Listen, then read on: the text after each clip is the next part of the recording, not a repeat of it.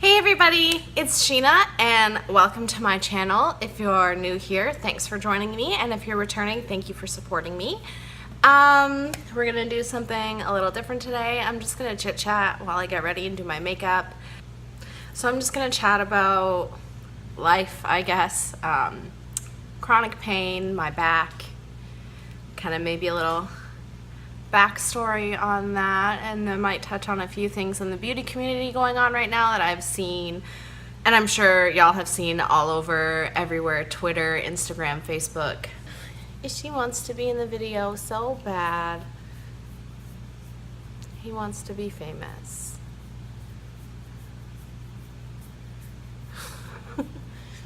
Okay. Woo, woo, woo. Okay, you go now. Love you. Not the best thing to pick up a cat after you put lotion on, because now I'm covered in cat hair. Yeah, so I'm not really going to talk about the products that I'm using. I'll put them in the box down below. I'm kind of just gonna chit chat and go through my normal makeup routine. Except for today, I'm probably gonna put something on my face because my skin is not being nice to me today. Yeah, so the story with my back actually starts like quite some time ago. My mother has actually had 2 back surgeries, 2 herniated discs, and so I guess I just inherited her back. Many years ago, what was it, in 2009? I think it was 2009. I was not supposed to be at school that day. I was in college, and my son was just under a year. And daycare canceled on me that day, so I was just going to stay home. But my mother was home that day, so she said, "Oh, don't worry, I'll watch Lash, you go to work, or you go to school." So I'm like, sure, fine, whatever. Like, I had already told my prof that I wasn't going to be in, but I was like, it's better if I go anyway. I'm pretty sure I had a test that day and I was freaking out anyway. So on my way to school, unlucky me gets rear-ended. I was at a red light, stopped at a red light, and I got rear-ended by a Ford F-150, and I was driving a Jeep Grand Cherokee. So thankfully I was driving a larger SUV, or things would have been a lot worse, honestly. Because we were stopped at a red light. Like, I was stopped and there was one person in front of me, and we're stopped at the red light, and the guy hits me going 60, which I can't remember if my head hit the dashboard. It was just a flash, and I just started shaking, and the person in front of me got out of her car to see if I had hit her. Like, that's how loud it was. And so I get out of the car freaking out. Like, this is my parents' SUV. Like, I don't have my own car. So I'm like, whatever, they're gonna freak out. So I get out and I'm livid, and I start yelling at the guy, but he was so nice. So I get out, like, yelling, or like ready to yell, and the guy comes over and he's like, "Oh my God, I'm so sorry.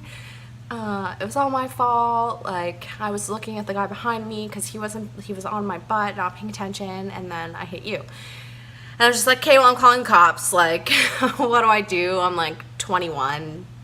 Okay, whatever." He's like, "Yeah, that's fine." I took pictures of his car, and like his SUV, it literally disintegrated. Like, the front of it disintegrated. Like, it was ridiculous. So I go and look, and he's like trying to crack jokes as I'm smoking an entire pack of cigarettes because I'm like having a huge panic attack. Like, what am I gonna do without a vehicle? Like, I had insurance. Obviously, we both had insurance, which was good. So silly me decides to, like, after the cops get there and stuff, like, even the tow truck driver that came to tow his truck away was like, "That's what you get for following too close," and he ended up getting charged later on for reckless driving, and my insurance provided like a car and stuff, so everything was good with that. And I didn't reckless driving, yeah, and then silly me decides to drive my SUV home, which like it wasn't very far, but as I was driving, the back of the truck it's swaying here and there. I'm like, oh my gosh, I'm like, I should have called the tow truck, but I didn't know what to do. I was freaking out. I had to call my mom, but this was 2009, so all I had was like a crappy flip phone that you had to press each number like 3 times to get a letter.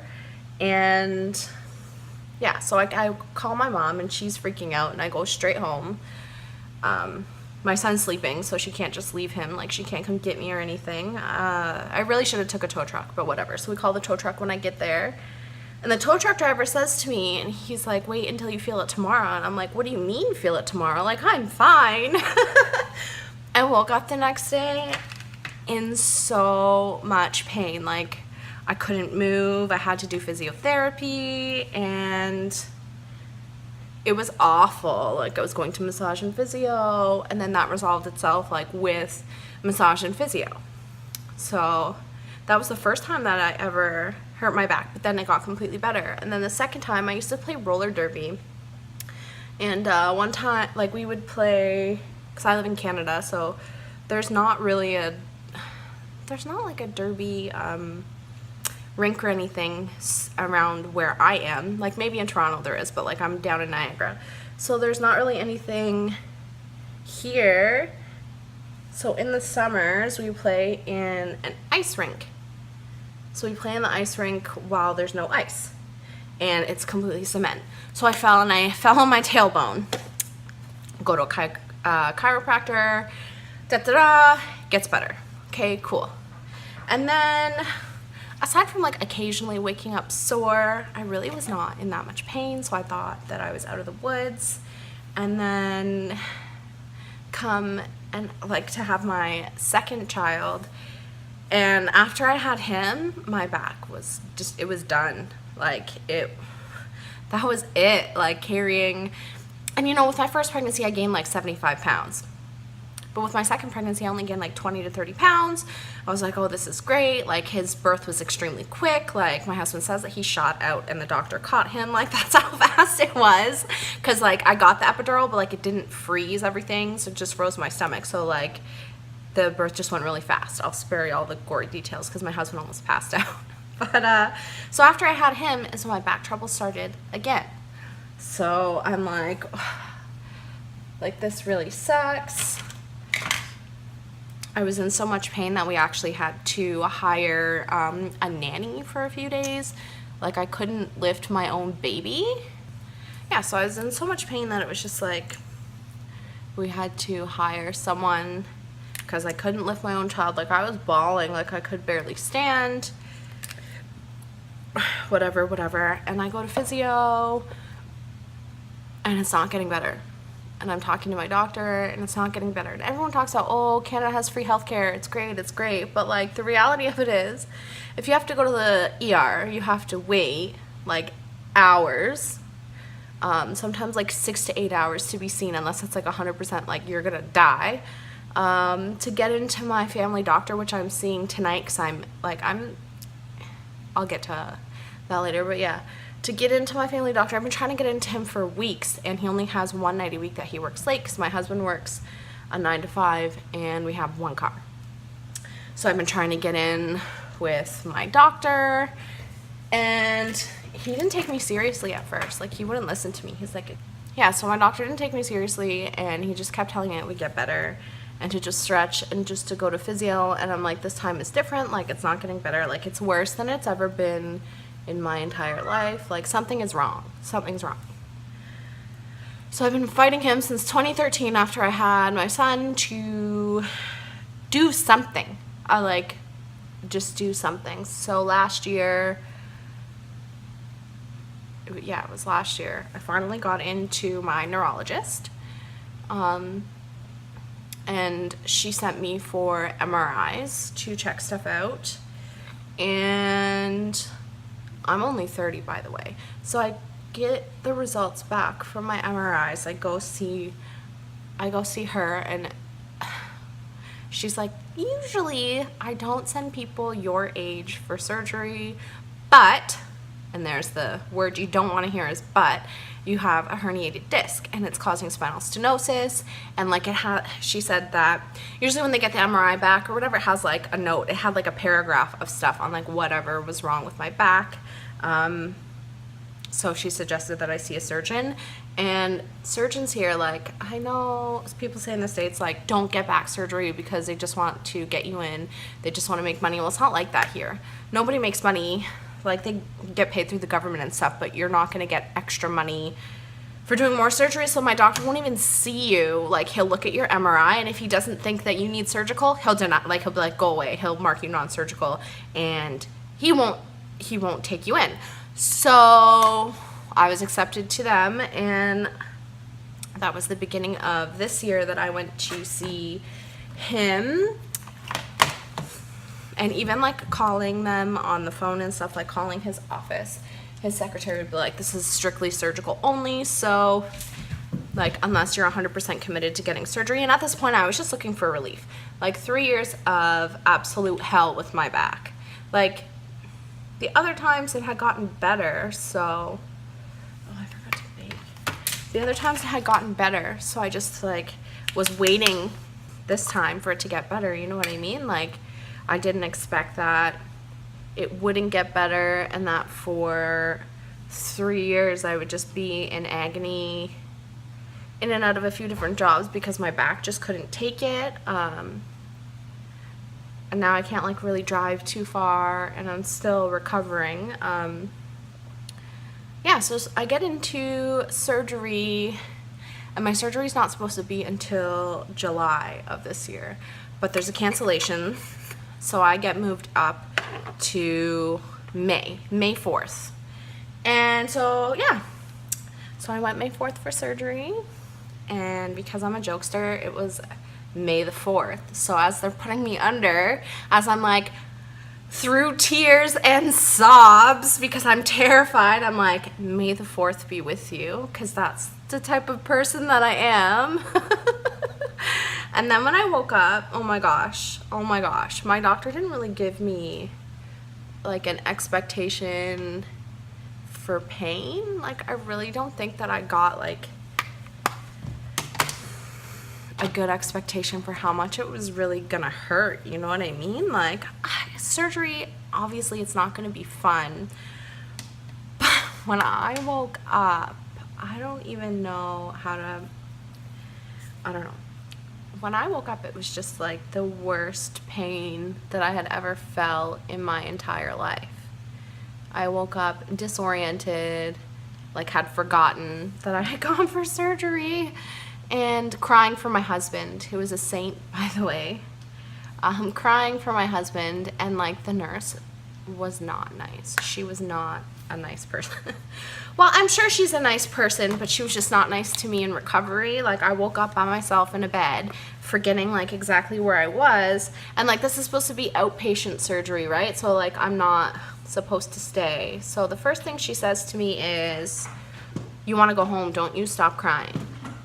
I'm like, okay, I just want my husband. She's like, you need to calm down, because I was losing it, because I couldn't even like, I was like yelling in pain because I couldn't even move like without experiencing like searing pain.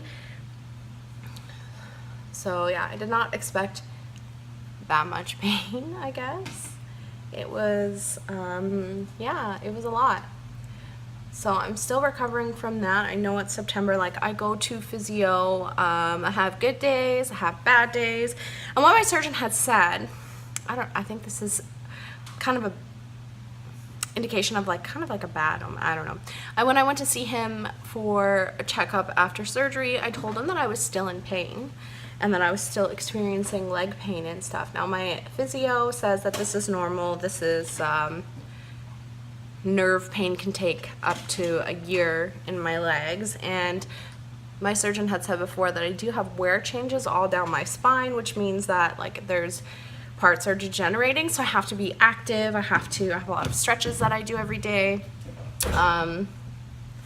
But yesterday and today have been a bit challenging, which is why I'm going to see my doctor. Does anyone want 3 cats? I swear. Leo, what are you doing? Like, now is the perfect time for them to wrestle and stuff.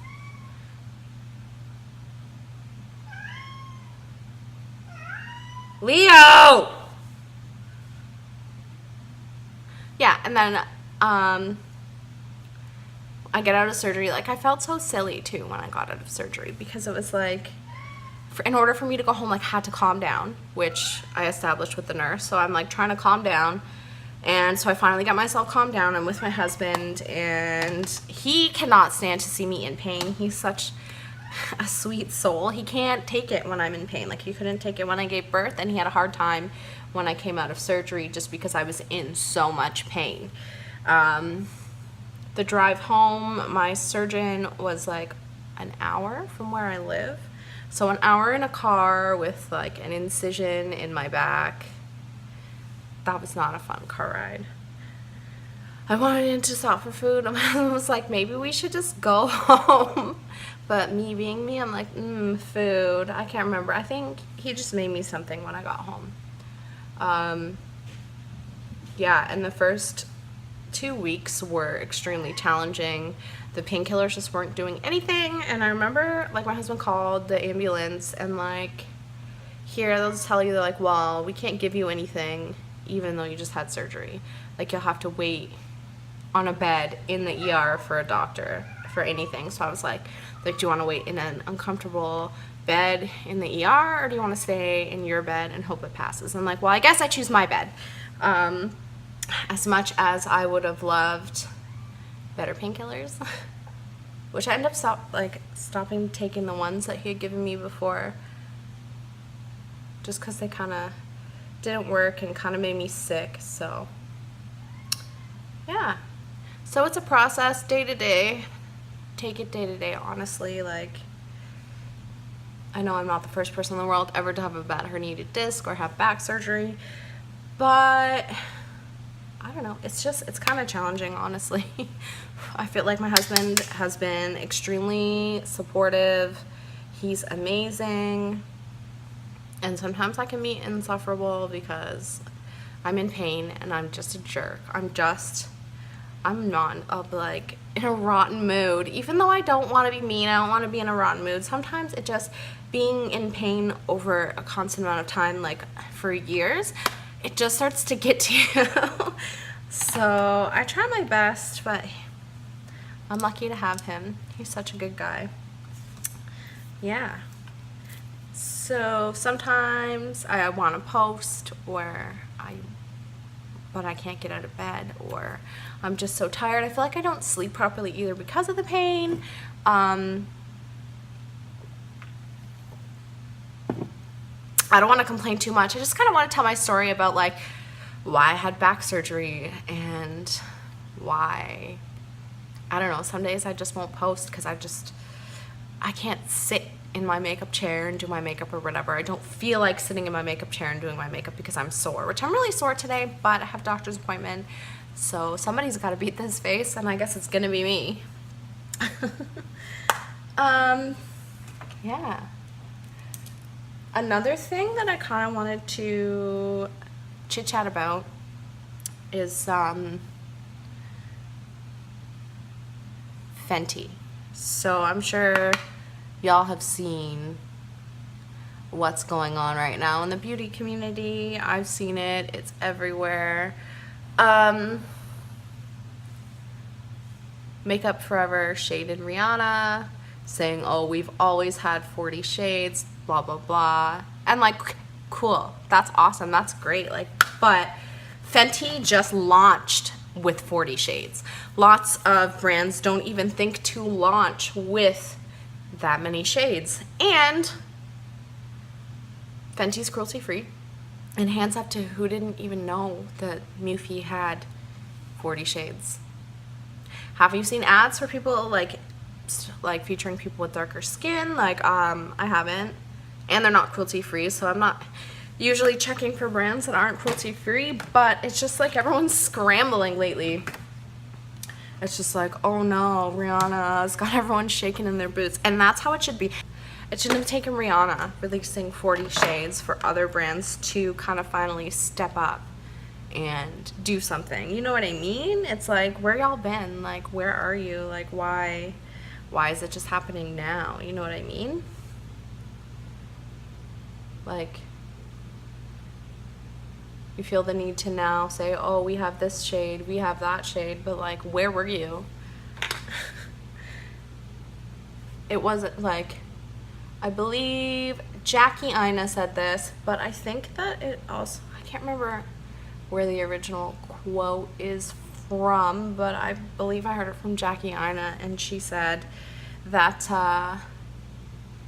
white companies get funded based on potential, and black companies get funded based on proof. And it's true now that Rihanna has proved that there is a market, though they've been there the whole time. People of color, like myself, have been here the whole time. Like, what? And I have seen really weak arguments regarding some stuff like that. Like, oh, saying someone with deep dark skin doesn't need makeup. Okay. But who are you to say that someone doesn't need makeup? You know what I mean? Like, because they don't need it, then the option shouldn't be there? That's kind of messed up.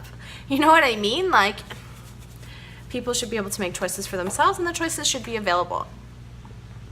Nobody should have to mix multiple shades to find their shade, or spend millions of dollars trying to find their shade because like only expensive companies carry their shade.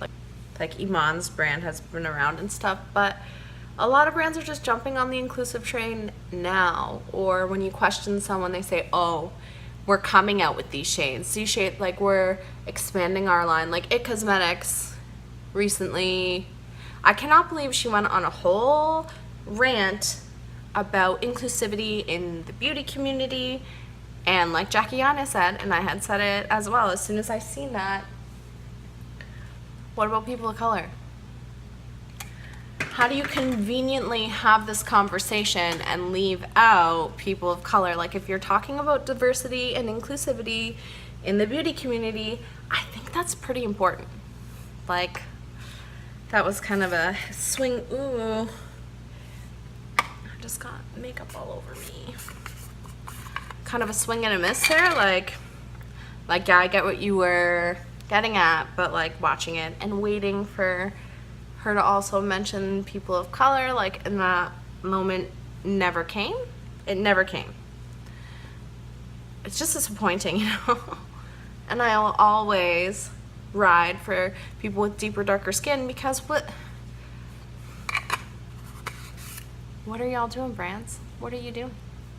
Why is it so hard to be inclusive? And then when someone calls you out, like I recently also talked to Elf, commented on, because they're like, oh, we're having a new product every day for the month of September. So 30 new products in the month of September, and they didn't expand their shade range.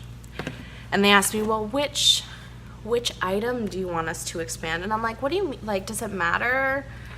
Like, all of your skin range, all of it. Not specifically just one thing, like just expand all of it, if you know what I'm saying. Like, if I can just barely wear their stuff, like, that's a bit ridiculous. Like, their darkest shade should not even call itself a dark shade, honestly, truly. They don't have any deep dark shades. Even their concealers, which I use one, and then I always forget, and I feel bad that I use it, because their concealer only comes in like 3 shades, and I'm pretty sure there's more than 3 skin tones. And a lot of their other products only come in the 3 shades. But again, would it kill you to make darker shades? Like, if you go on Sephora, you'll see that a lot of the darker shades are sold out. If you go into the Sephora store, a lot of the darker shades are sold out. You think this is a fluke? No. Because Rihanna showed up and showed out.